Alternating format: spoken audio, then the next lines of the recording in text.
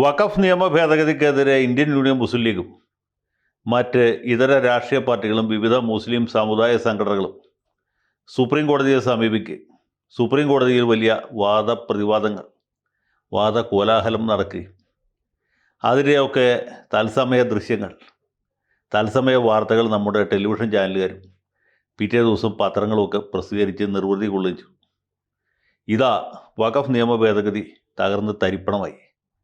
അത് ചുരുട്ടിക്കൂട്ടി സുപ്രീം കോടതി ചവറ്റുകോട്ടയിലിട്ടു എന്ന രീതിയിലാണ് നമ്മുടെ നാട്ടിലെ പല മാധ്യമങ്ങളും അവരുടെ വിവരക്കേട് കൊണ്ടായിരിക്കാം, അല്ലെങ്കിൽ സ്ഥാപിത താല്പര്യം കൊണ്ടായിരിക്കാം വാർത്തകൾ കൊടുത്ത്.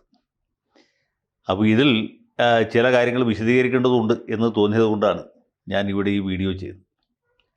ഇന്ത്യൻ പാർലമെൻറ്റ് പാസ്സാക്കിയ ഒരു നിയമം, അല്ലെങ്കിൽ സംസ്ഥാന നിയമസഭ പാസ്സാക്കിയ ഒരു നിയമം, അത് മറിച്ച് തെളിയിക്കപ്പെടുന്നവരെ, അതായത് അന്തിമ ഉത്തരവ് ഉണ്ടാകുന്നവരെ, അന്തിമ വിധി ഉണ്ടാകുന്നവരെ ഭരണഘടന അനുസൃതമാണ് എന്നാണ് അനുമാനം. അതിന് presumption as to the constitutionality എന്ന് പറയും. ഒരു നിയമം നിയമസഭ പാസ്സാക്കിയതാണ്, എന്ത് അബദ്ധമായാലും ശരിയാണ്. അത് ഹൈക്കോടതി അല്ലെങ്കിൽ സുപ്രീം കോടതി അന്തിമമായിട്ട് ഇത് അസ്ഥിരപ്പെടുത്തുന്നത് വരെ നിയമവിധേയമാണ് അല്ലെങ്കിൽ ഭരണഘടനാ വിധേയമാണ് എന്നാണ് അനുമാനം. അതുകൊണ്ട് തന്നെ നിയമസഭ പാസ്സാക്കിയ ഒരു നിയമം അല്ലെങ്കിൽ പാർലമെൻറ്റ് പാസ്സാക്കിയ ഒരു നിയമത്തെ ഒരു കോടതിയും സാധാരണഗതിയിൽ സ്റ്റേ ചെയ്യുകയില്ല. സ്റ്റേ ചെയ്തിട്ടേ ഇല്ല എന്നല്ല, അങ്ങനെ ചെയ്ത സംഭവങ്ങൾ ഉണ്ടായിട്ടുണ്ട്. അപൂർവത്തിൽ അത്യപൂർവമായിട്ട് സംഭവിച്ചിട്ടുണ്ട്. ഇപ്പോൾ എൻ്റെ ഓർമ്മയിലേക്ക് വരുന്ന നമുക്ക് എല്ലാവർക്കും അറിയാവുന്ന ഒരു കാര്യം, നമ്മുടെ MA ബേബി വിദ്യാഭ്യാസ മന്ത്രിയായിരുന്ന കാലത്ത് സ്വാശ്രയ വിദ്യാഭ്യാസ സ്ഥാപനങ്ങളെ നിയന്ത്രിക്കുന്നതിന് വേണ്ടി ഉണ്ടാക്കിയ നിയമമുണ്ടല്ലോ, അദ്ദേഹം രണ്ടാം മുണ്ടശ്ശേരിക്ക് വേണ്ടി ചെയ്ത ആ നിയമം, അത് ഏതാണ്ട് കേരള ഹൈക്കോടതി സ്റ്റേ ചെയ്തു. സ്റ്റേ എന്ന് പറഞ്ഞില്ല, കാരണം ഹൈക്കോടതിക്ക് അങ്ങനെ സ്റ്റേ ചെയ്യാനുള്ള അധികാരം ഉണ്ടെന്ന് ചോദിച്ചാൽ വളരെ ബുദ്ധിമുട്ടാണ്. ഹൈക്കോടതി പറഞ്ഞ് ഈ നിയമം ഇക്കൊല്ലം നടപ്പാക്കാൻ പാടില്ല എന്നു. അപ്പോൾ ഫലത്തിൽ സ്റ്റേ ആണ്. ആ നിയമം ആ വർഷം നടപ്പാക്കാൻ പറ്റിയില്ല. പിന്നീട് ഹൈക്കോടതിയുടെ ഡിവിഷൻ ബെഞ്ച് അത് അസ്ഥിരപ്പെടുത്തി, നിയമത്തിലെ പ്രധാനപ്പെട്ട വകുപ്പുകളൊക്കെ പപ്പടമാക്കി. അപ്പോൾ ആ നിയമം തന്നെ അപ്രസക്തമായി. അതിലെ ആദ്യത്തെയും അവസാനത്തെയും ചില വകുപ്പുകൾ മാത്രമേ ഉണ്ടായിരുന്നുള്ളൂ. ഇടയ്ക്കുള്ള വകുപ്പുകൾ, പ്രധാനപ്പെട്ട എല്ലാ സംഗതികളും പപ്പടമായി പോയി. അതിലാണ് ഇങ്ങനെ ഒരു സംഭവം നമ്മൾ കണ്ടത്. അല്ലാതെ സുപ്രീം കോടതി ആണെങ്കിലും ഹൈക്കോടതി ആണെങ്കിലും ഈ നിയമങ്ങൾ അങ്ങനെ സ്റ്റേ ചെയ്യാറില്ല. ഈ വഖഫ് നിയമ ഭേദഗതിയുടെ കാര്യത്തിൽ ഒറ്റ കേൾവിയിൽ തന്നെ ആർക്കും ഒരു അസ്വാരസ്യം ഉണ്ടാക്കുന്ന വകുപ്പാണ്. വഖഫ് ബോർഡിൽ എക്സ് ഒഫീഷ്യോ അംഗങ്ങളും അല്ലാത്ത അംഗങ്ങളും അതിൽ ഈ അമുസ്ലിങ്ങൾ ഉണ്ടാകണം എന്നുള്ളത് അത് ഒരു ശരിയായ രീതിയല്ല. അത് മാത്രമല്ല, അത് ഭരണകൂടത്തിൻ്റെ ഭാഗത്തുനിന്നുള്ള അനാവശ്യമായൊരു ഇടപെടലാണ് എന്നാർക്കും അഭിപ്രായമുണ്ട്, തോന്നും. അത് ഒരുപക്ഷെ ഈ ബില്ലുണ്ടാക്കിയ ആളുകൾ എന്തുകൊണ്ടാണ് അങ്ങനെ ചെയ്തതെന്ന് ഇപ്പോഴും മനസ്സിലായിട്ടില്ല.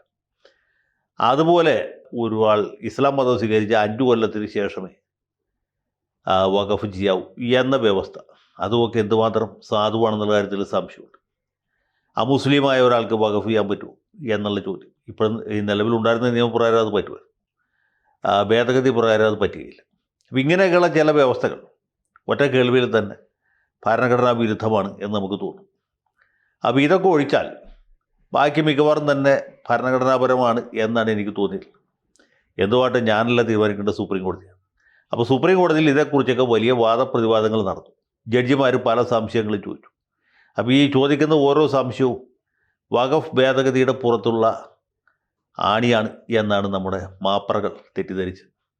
അതുകൊണ്ട് ഇതാ ഇടിഞ്ഞു പൊളിഞ്ഞു വീണു എന്ന രീതിയിലാണ് പിറ്റേ ദിവസം കോടതി വാർത്തകൾ മിക്കവാറും മാധ്യമങ്ങളൊക്കെ പ്രസിദ്ധീകരിച്ചത്. പത്രങ്ങളൊക്കെ വായിച്ചാൽ നമ്മുടെ സുപ്രഭാതവും ചന്ദ്രികയും എന്തിന് മനോരമയും മാതൃഭൂമിയും പോലും വായിച്ചാൽ ഇതാ ഇതിൻ്റെ മയ്യത്ത് നമസ്കാരം കഴിഞ്ഞു എന്ന രീതിയിലാണ് വാർത്ത വന്നത്.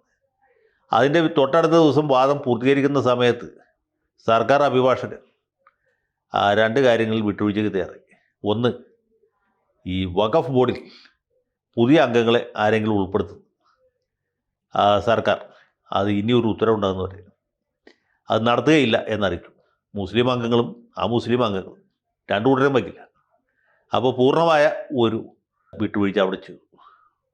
അതിൽ തന്നെ ഒരു വലിയ ആപ്പുണ്ട് എന്ന് നമുക്ക് കാണാൻ കഴിയും. കാരണം മുസ്ലിം അംഗങ്ങളെയും വയ്ക്കുകയില്ല, അമുസ്ലിം അംഗങ്ങളെയും വയ്ക്കുകയില്ല. ഇതാണ് സർക്കാരിൻ്റെ ഒരു വിട്ടുവീഴ്ച. രണ്ടാമത്തേത് വഖഫ് ബൈ യൂസർ എന്ന് പറഞ്ഞ സംഗതിയിലാണ്. അതെന്താ വെച്ചാൽ കാലാകാലങ്ങളായിട്ട് വഖഫായിട്ട് ഉപയോഗിച്ചുകൊണ്ടിരിക്കുന്നത്, എന്നാൽ കൃത്യമായ രേഖകളില്ലാത്ത നൂറ്റാണ്ടുകളായിട്ടുള്ള വഖഫുകളുണ്ട്. അതിനെ സംബന്ധിച്ചിടത്തോളം സർക്കാർ ഒരു വലിയ വിട്ടുവീഴ്ചയ്ക്ക് തയ്യാറായെന്ന് വെച്ചാൽ 95 നിയമപ്രകാരം രജിസ്റ്റർ ചെയ്തിട്ടുള്ള വഖഫ് ബൈ യൂസറായിട്ട് നിലനിൽക്കുന്നതുമായ സ്ഥാപനങ്ങളെ സംബന്ധിച്ചിടത്തോളം ഈ സ്വത്തുക്കളിൽ സർക്കാർ ഇടപെടുകയില്ല. അല്ലെങ്കിൽ വേറൊരു വിധത്തിൽ പറഞ്ഞാൽ ഈ വഖഫ് സ്വത്തുക്കൾ വഖഫ് അല്ല എന്ന രീതിയിൽ ഡീനോട്ടിഫൈ ചെയ്യുകയില്ല എന്നുള്ളതാണ്. എന്നുവരെ സുപ്രീം കോടതി മറിച്ചൊരു ഉത്തരവ് പാസ്സാക്കുന്നവരെ. അവിടെ സർക്കാർ അഭിഭാഷകൻ ചൂണ്ടിക്കാണിച്ചൊരു പ്രധാനപ്പെട്ട കാര്യം ഞാൻ നേരത്തെ പറഞ്ഞതിനടുത്ത്, കാരണം പാർലമെൻറ്റ് പാസ്സാക്കിയ ഒരു നിയമം കോടതി സ്റ്റേ ചെയ്യുന്നത് ശരിയല്ല. സ്റ്റേ ചെയ്യാനുള്ള അധികാരം കോടതിക്ക് വളരെ അപൂർവമായിട്ട് മാത്രമേ ചെയ്യാൻ പറ്റുള്ളൂ. അപ്പോൾ ഇത് അന്തിമമായ ഒരു വിധി കൽപ്പിക്കുന്നത് വരെയും ഭരണഘടന അനുസൃതമാണ് എന്ന് തന്നെയാണ് അനുമാനം. സുപ്രീം കോടതി അത് ഏതാണ്ട് അംഗീകരിച്ചു എന്നുവേണം വിചാരിക്കാൻ. ഏതായാലും സർക്കാരിൻ്റെ ഈ 2 മഹത്തായ വിട്ടുവീഴ്ചകൾ രേഖപ്പെടുത്തുകയും ഇനി സർക്കാരിന് എതിർ സത്യവാങ്മൂലം ഫയൽ ചെയ്യാൻ സമയം കൊടുക്കുകയും കേസ് വാദം കേൾക്കാനായിട്ട് പിന്നെ മറ്റൊരു ദിവസത്തേക്ക് മാറ്റി വെച്ചു. ഇനി സംഭവിക്കാൻ പോകുന്നതെന്ന് വെച്ചാൽ ഏതാണ്ട് ഈ ഉറപ്പുകളുടെ ബലത്തിൽ ഈ കേസ് 2 3 കൊല്ലം അല്ലെങ്കിൽ 4 5 കൊല്ലം നീണ്ടുപോകാം. അപ്പോഴത്തേക്കും ഇപ്പോഴത്തെ ചീഫ് ജസ്റ്റിസ് റിട്ടയർ ചെയ്യും. കൂടെ ഇരിക്കുന്ന ജഡ്ജിമാരിൽ പലരും റിട്ടയർ ചെയ്യും. ഒരു പക്ഷേ 3 അംഗ ബെഞ്ചിൽ നിന്ന് ഇത് 5 അംഗ ബെഞ്ചിലേക്കോ അല്ലെങ്കിൽ 7 അംഗ ബെഞ്ചിലേക്കോ 9 അംഗ ബെഞ്ചിലേക്കോ റെഫർ ചെയ്യപ്പെടാം. അങ്ങനെയൊക്കെ ചെയ്യുകയാണെങ്കിൽ കൂടുതൽ കാലത്തേക്ക് നീണ്ടുപോകാൻ സാധ്യതയുണ്ട്. കാരണം ഇത് ചെറിയ കേസല്ലല്ലോ, ഒരു വലിയ കേസാണ്. അപ്പോൾ ഇതാണ് ഇപ്പോൾ സംഭവിച്ചിട്ടുള്ളത്. ഇത്ര മാത്രമേ സംഭവിച്ചുള്ളൂ. അല്ലാണ്ട് മാധ്യമം പത്രത്തിൽ പറയുന്ന പോലെ, അല്ലെങ്കിൽ മീഡിയ 1 ചാനൽ റിപ്പോർട്ട് ചെയ്ത പോലെ ഈ വഖഫ് നിയമ ഭേദഗതി വലിയ തോതിൽ സ്റ്റേ ചെയ്യപ്പെട്ടിട്ടില്ല. ആകെ ഈ 2 കാര്യത്തിൽ വിട്ടുവീഴ്ച ചെയ്തിട്ടുണ്ട് സർക്കാർ. ഒന്ന്, പുതിയ അംഗങ്ങളെ എടുക്കുന്നതിന് സർക്കാർ ഉടനെ ഉദ്യമിക്കുന്നില്ല. അത് കേന്ദ്ര വഖഫ് ബോർഡിലും ഇല്ല, സംസ്ഥാന വഖഫ് ബോർഡുകളിലും ചെയ്യാൻ പറ്റുകയില്ല. രണ്ടാമത്തേത്, ഈ വഖഫ് ബൈ യൂസറിനെ സംബന്ധിച്ചുള്ള 95 നിയമപ്രകാരം രജിസ്റ്റർ ചെയ്യപ്പെട്ടവർക്ക് അവരെ സംബന്ധിച്ചുള്ള ഡീനോട്ടിഫൈ ചെയ്യുകയില്ല ഈ വിധി വരുന്നത് വരെ. ഇതാണ് സംഗതി. ഇത്രേ ഉള്ളൂ. ഇതൊരു ഇടക്കാല ഉത്തരവ് മാത്രമാണ്. അപ്പോൾ മറ്റേ രീതിയിലുള്ള പ്രചരണങ്ങൾക്ക് യാതൊരു പ്രസക്തിയുമില്ല. ഇതിൽ പ്രധാനപ്പെട്ട മറ്റ് പല വകുപ്പുകളും ഉണ്ട്. ഒന്നെന്താ, എല്ലാ വകുപ്പുകളും നിർബന്ധമായിട്ട് രജിസ്റ്റർ ചെയ്യണം.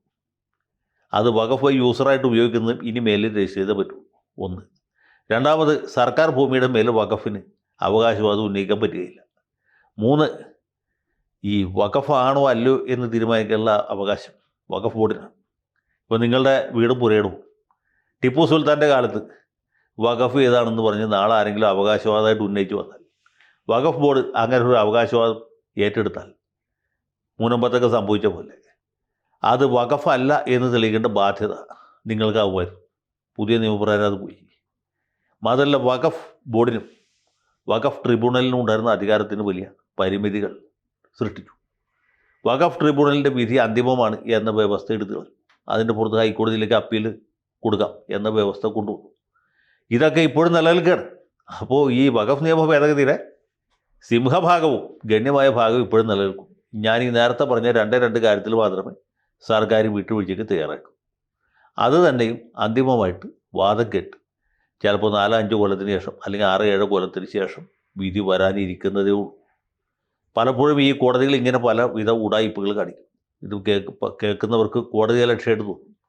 ഞാൻ ഉടായ്പെന്ന് പറഞ്ഞാൽ ആളുകൾക്ക് പെട്ടെന്ന് മനസ്സിലാൻ വേണ്ടിയിട്ടാണ്. ജഡ്ജിമാർ ഉടായ്പ നടത്തി എന്നുള്ള അർത്ഥത്തില്ല. ഞാൻ വേറൊരു ഉദാഹരണം പറയാം.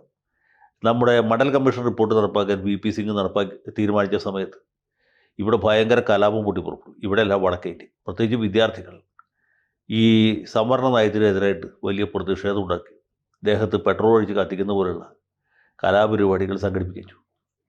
വലിയൊരു ക്രമസമാധാന പ്രശ്നമായിട്ട് ഉയർന്നു വന്ന സമയത്ത് ഇതിനെതിരെ അന്ന് KK വേണുഗോപാലാണ് അഭിഭാഷകൻ. അദ്ദേഹം സുപ്രീം കോടതിയിൽ ഒരു റിട്ട് ഹർജി മൂവ് ചെയ്യും.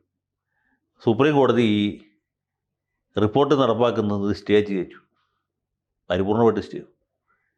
അത് അവിടെ കിടന്നു. പിന്നീട് താല്പര്യ കക്ഷികളുടെ എല്ലാം വാദം കേട്ട് കാലങ്ങൾക്ക് ശേഷം സുപ്രീം കോടതി മണ്ഡൽ കമ്മീഷൻ പ്രകാരമുള്ള OBC റിസർവേഷൻ സാധുവാണ്, ഭൂരിപക്ഷ തീരുമാനമാണ് എങ്കിൽ പോലും അങ്ങനെ ഒരു തീരുമാനത്തിൽ എത്തിച്ചേർന്നു.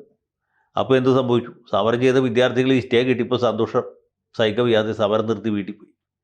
അവർ ഇതോടെ മണ്ഡൽ കമ്മീഷൻ്റെ പണി കഴിഞ്ഞു. പണി കഴിഞ്ഞില്ല. മണ്ഡൽ കമ്മീഷൻ റിപ്പോർട്ട് സുപ്രീം കോടതി വിധി പ്രകാരം നടപ്പാക്കാൻ തീരുമാനിച്ചു. അപ്പോൾ എന്ത് പറ്റി? സമരം ചെയ്ത ആളുകൾ വിട്ടികളായി. മണ്ഡൽ കമ്മീഷൻ റിപ്പോർട്ട് പുല്ലുവെള്ളം നടപ്പായി. ആർക്കും ഒരു ആക്ഷേപത്തിനും ഇടയില്ലാതെ. നേരെ മറിച്ച് സർക്കാർ തീരുമാനപ്രകാരം അങ്ങ് നടപ്പാക്കിയിരുന്നെങ്കിൽ വലിയ പ്രതിഷേധവും പ്രകടനവും ബഹളവും കുണ്ടാമണ്ടിയൊക്കെ ഉണ്ടായിരുന്നു. കോടതി വിധി നടപ്പാക്കുമ്പോൾ ആ രീതിയിലുള്ള തർക്കത്തിനോ വഴക്കിനോ പുക്കാറിനോ യാതൊരു സാധ്യതയും ഇല്ലാണ്ടായി. ഡൽഹിയിലോ അല്ലെങ്കിൽ മറ്റേതെങ്കിലും ഉത്തരേന്ത്യൻ നഗരത്തിലോ ഒരു വിദ്യാർത്ഥി സംഘടനയും സുപ്രീം കോടതി വിധിക്കെതിരെ സമരം ചെയ്യുകയോ സുപ്രീം കോടതി ജഡ്ജിമാരുടെ കോലം കത്തിക്കുകയോ അവരെ പ്രതീകാത്മകമായി യമുന നദിയിൽ ഒഴുക്കുകയോ ഒന്നും ഉണ്ടായില്ല. ഇത് തന്നെയാണ് മറ്റ് പല കേസുകളിലും സംഭവിച്ചത്. ഞാനിപ്പോൾ അതിൻ്റെ വിവരമൊന്നും എണ്ണി പറയാൻ ഉദ്ദേശിക്കുന്നില്ല. അയോധ്യ കേസിൽ എന്ത് സംഭവിച്ചു, ജമ്മു കാശ്മീരിൻ്റെ പ്രത്യേക പദവിക്ക് എന്ത് സംഭവിച്ചു, മറ്റ് പല കേസുകളിലും എന്ത് സംഭവിച്ചു നമുക്കറിയാം. സവർണ സംവരണം, അതായത് സാമ്പത്തികമായി പിന്നോക്കം നിൽക്കുന്ന സവർണ സമുദായത്തിൽപ്പെട്ട അംഗങ്ങൾക്ക് 10% റിസർവേഷൻ കൊടുക്കാനുള്ള വ്യവസ്ഥ, അതിനെതിരെ നടന്ന സമരവും പിന്നീടുണ്ടായ കോടതി വിധി, ഇതൊക്കെ നമുക്കറിയാം. വഖഫിൻ്റെ കാര്യത്തിൽ അന്തിമ വിധി കുറേ ദൂരെയാണ്. അത് വന്നാൽ മാത്രമേ അതിൻ്റെ വിധിയെക്കുറിച്ച് നമുക്ക് പറയാൻ പറ്റുകയുള്ളൂ. ഈ കോടതിയുടെ വിധിയെക്കുറിച്ച് ആർക്കും ഒരു പ്രവചനവും ഒരു സമയത്ത് നടത്താൻ പറ്റുകയില്ല. ബൈബിളിൽ പറഞ്ഞിട്ടുള്ള ഒരു വചനം ഞാൻ ആവർത്തിക്കാൻ ആഗ്രഹിക്കുകയാണ്. എനിക്കറിയാത്തത് 4 ഉണ്ട് എന്നാണ്. അത് ആകാശത്ത് പരുന്തിൻ്റെ വഴി, സമുദ്രം മധ്യേ കപ്പലിൻ്റെ വഴി, പാറപ്പുറത്ത് പാമ്പിൻ്റെ വഴി, സ്ത്രീയോടൊപ്പം പുരുഷൻ്റെ വഴിയും അത്രേ എന്നാണ് ബൈബിളിൽ പറഞ്ഞത്. ആ കൂട്ടത്തിൽ ഈ കോടതിയിലെ ജഡ്ജിമാരുടെ വഴിയും എന്നുകൂടി ചേർത്താൽ സംഗതി കൃത്യമായി. ഇതിനൊന്നും യാതൊരു പ്രവചനവും സാധ്യമല്ല. മറ്റ് പല സാഹചര്യങ്ങളും, സാമൂഹ്യ സാഹചര്യങ്ങളും രാഷ്ട്രീയ സാഹചര്യങ്ങളും വക്കീലന്മാരുടെ വാദത്തിൻ്റെ സാന്ദ്രതയും കാഠിന്യവും ജഡ്ജിമാരുടെ അവരുടെ ചിന്താഗതിയും സാമൂഹ്യ പശ്ചാത്തലമൊക്കെ ഇതിനെ ബാധിക്കാവുന്ന വിഷയങ്ങളാണ് എന്നുള്ളത് ഇതിനെ തന്നെ അംഗീകരിക്കപ്പെട്ടിട്ടുണ്ട്. അതുകൊണ്ട് അന്തിമ വിധി വരുന്നവരെ ഈ സമരം ചെയ്യുന്ന ആളുകൾ, സമരക്കാർക്ക് ഇപ്പോൾ വളരെ സന്തുഷ്ടരാണ്. OIC വരെ സന്തുഷ്ടനാണ്, കുഞ്ഞാലിക്കുട്ടിയും സന്തുഷ്ടനാണ്, പോപ്പുലർ ഫ്രണ്ടുകാരൻ നമുക്കറിയില്ല. എല്ലാവരും സന്തുഷ്ടരായി എന്നുള്ളതാണ് ഇതിൻ്റെ ഒരു സന്തോഷം. കാരണം കേന്ദ്രത്തെ സംബന്ധിച്ചിടത്തോളം പ്രധാനപ്പെട്ട വകുപ്പുകളൊന്നും സ്റ്റേ ചെയ്യപ്പെട്ടില്ല. അതിന് സ്റ്റേ തന്നെ വന്നില്ല, സർക്കാരിൻ്റെ ഒരു വിട്ടുവീഴ്ച മാത്രമേ വന്നു. മറിച്ച് സമരക്കാരെ സംബന്ധിച്ചിടത്തോളം സർക്കാർ മുട്ടുകുത്തി എന്ന രീതിയിലുള്ള ഒരു വ്യാഖ്യാനം നമ്മുടെ നാട്ടിലെ മാധ്യമങ്ങളും സ്വതന്ത്ര ബുദ്ധിജീവികളും ഒക്കെ ഏറ്റുപിടിക്കുകയും ചെയ്തുകൊണ്ട് അവരും വളരെ ഹാപ്പിയാണ്. കുഞ്ഞാലിക്കുട്ടി വളരെ ഹാപ്പിയാണ്. മാത്രമല്ല മുസ്ലിം ലീഗ് മുന്നിൽ നിന്നാണ് ഇത്ര വലിയൊരു ചരിത്ര നേട്ടം സംഭവിച്ചത് എന്ന് ലീഗുകാർ ഭയങ്കരമായിട്ട് പ്രചരിപ്പിച്ചുകൊണ്ടിരിക്കുകയാണ്. അതുകൊണ്ട് ജമാഅത്തെ ഇസ്ലാമി അടക്കമുള്ള ആളുകൾക്ക് അല്പസ്വല്പം ഈ ലഭ്യതയിലാണ് എന്നുകൂടി പറയാതിരിക്കാൻ നിവൃത്തിയില്ല. ഏതായാലും അവർ സന്തുഷ്ടരാണ്. പിന്നെ ജഡ്ജിമാർ സന്തുഷ്ടരാണ്, അവരുടെ മേശപ്പുറത്ത് നിന്ന് ഈ ഫയൽ പോയല്ലോ എന്നുള്ളതുകൊണ്ട്. അപ്പോൾ എല്ലാവരെയും സന്തോഷിപ്പിക്കാൻ കഴിഞ്ഞു എന്നുള്ളതാണ് സുപ്രീം കോടതിയുടെ ചരിത്ര നേട്ടം എന്ന് ഞാൻ വിചാരിക്കുന്നു. ഈ നേട്ടം ഒരുപാട് കാലം നീണ്ടു നിൽക്കട്ടെ എന്ന് ആഗ്രഹിക്കുകയും ചെയ്യും.